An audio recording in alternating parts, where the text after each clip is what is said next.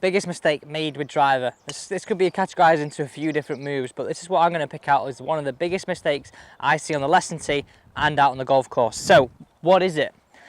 Ultimately, I see when we get to the top of the backswing, now this could be grip related or actually the move in the takeaway which could cause this, so we're going to talk about two different ways we could fix this in a second.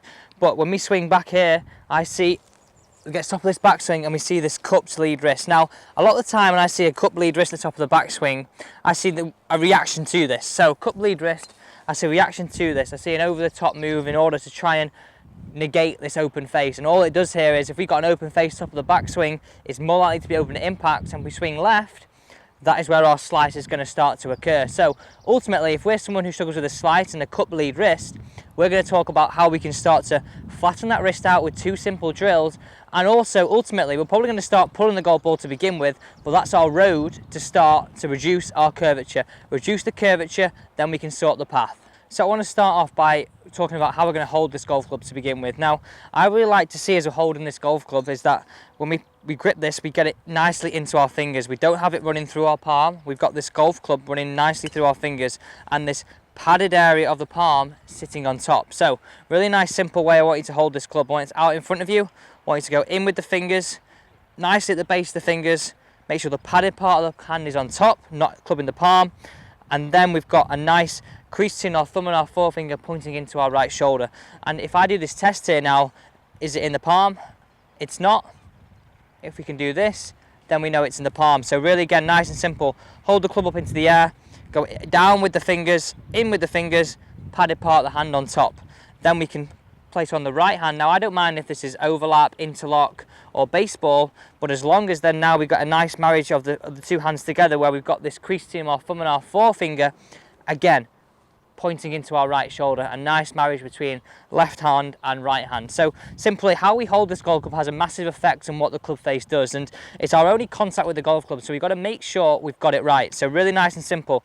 Club up, hands down, take the grip, padded part on top, crease between thumb and my forefinger points into the right shoulder. Right hand on, match the creases. So this is going to feel a little bit strange if you're someone who had it in their palm previously. So we'll get sit one now, get used to the grip, and then we can move on to the next area.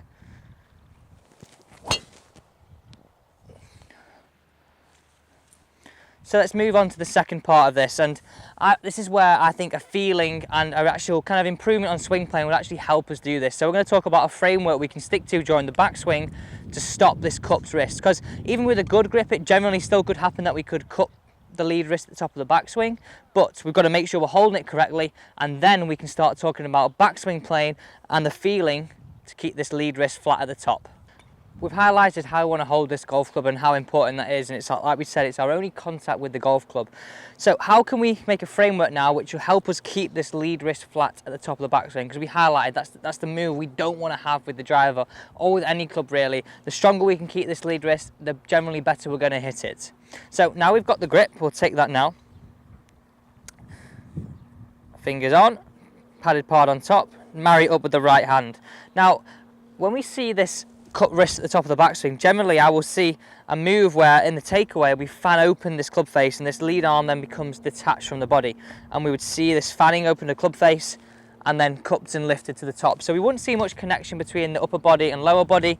It'd be what I categorise kind of as a very much of an armsy swing and fanning open in this face generally. Now it could happen where we actually are nicely connected, we just fan open the face, but this drill here is definitely going to help you regardless if you're either one of those scenarios.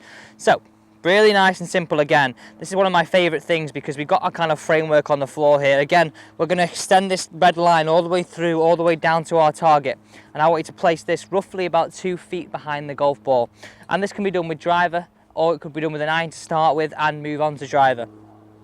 So, take your nice athletic setup with a driver, making sure we've got a correct ball position, nice spine tilt away from target. Take our grip, which you've noted. So, 3 positions I want you to work to, and the feeling. Position 1, from my perspective, head's going to go over the end of the alignment stick. Position 2, we're going to feel like our butt of the club is pointing in between our feet and our alignment stick. And again, you're going to see at this point here, I've still got this flat lead wrist. As we move it to the top, we're nice and connected. This butt of the club is now pointing at the end of the alignment stick. So those 3 positions again are position 1, lead wrist is still flat. Position 2, still flat. Position 3, we're going to point this butt of the club at the end of the alignment stick. And the feeling, if you're someone who has cupped this position we're going to have at the top is that my logo is going to be pointing towards the sky. And I would definitely say we would over exaggerate this for a few shots, because if we're the opposite and we're cupped, it's going to take a lot of work to get this back, and it's going to take a bit of a different feeling. And like I said, if you're someone that slices it and your root cause of a slice was because we had a cut wrist, we would generally start pulling it. But I would see that as a good thing as a coach, because if we want a story of stopping a slice, we want to limit the curvature, and then we can start improving the path. So let's hit this one now. Really simple. We're going to go position 1, position 2, position 3. Feel that the logo's pointing to the sky. Arms and the body are nicely connected, because if we're swinging a little bit more on plane, it's easier to control this club face and get these wrist angles a little bit easier as well. We can do it off plane, but generally if this club swung in a better motion, we'd do this a little bit easier and it would improve. Right, we know our framework. Remind ourselves again, make a smooth work of the framework, jagged work of the framework. 1, 2, 3. Smooth one to get the full feeling. Logo to the sky.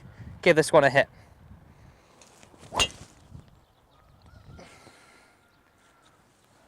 And again, really simple things, but really simple things can actually help our golf swing. And how I would actually learn this, like I said there, we've got our jagged version, we've got position 1, 2 and 3, and then I would do it on a full version, trying to work through those positions, trying to make up the arms and body swing match together. We're not fanning open to the inside, and ultimately, simple feeling, can we point this logo of the glove to the sky? Yes, we won't end up like DJ, but it will definitely stop us being a little bit cupped. From a position where we've gone from cupped to feeling flat, we'd hopefully start to see the curvature on our ball reduce a little bit more, and there we'd start playing some bit of better golf. Thank you for watching today's video on Alex Elliott Golf. Comment down below what tips and scenarios are going to help you improve your golf. This was requested from Instagram. Don't forget to put your request below, subscribe, and see you next time.